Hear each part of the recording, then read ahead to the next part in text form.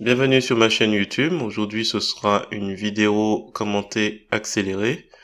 Donc là, c'est juste pour vous donner les grandes étapes qui sont assez simples, hein. C'est simplement mettre l'arrière-plan que l'on voit, que je dimensionne parce que l'image est particulièrement grande. Alors exceptionnellement, j'agrandis une image parce que j'ai pas plus grand et pour qu'elle se conforme à mon projet. Sachant que, en règle générale, je ne recommande pas d'agrandir l'image, mais plutôt le contraire. Qu'on prenne une image grande et la diminuer.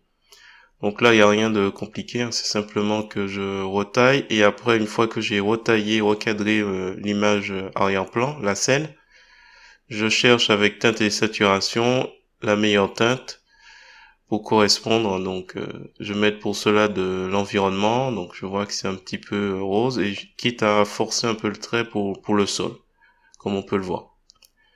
Voilà, et voilà, c'est juste un petit réglage au niveau des teintes et saturations pour le sol, et je reviens après sur le personnage.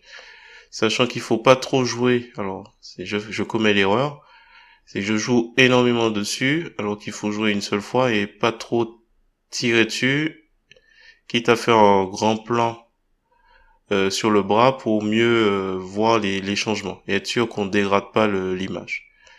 Voilà. Autre erreur que je commets aussi, c'est que j'ai pas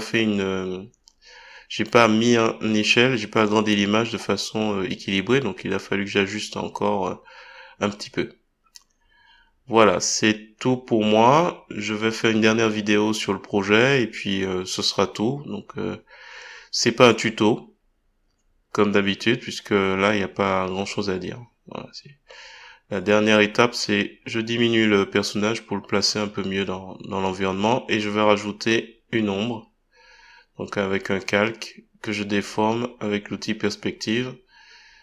Voilà, et on va flouter un petit peu et on va le replacer au mieux.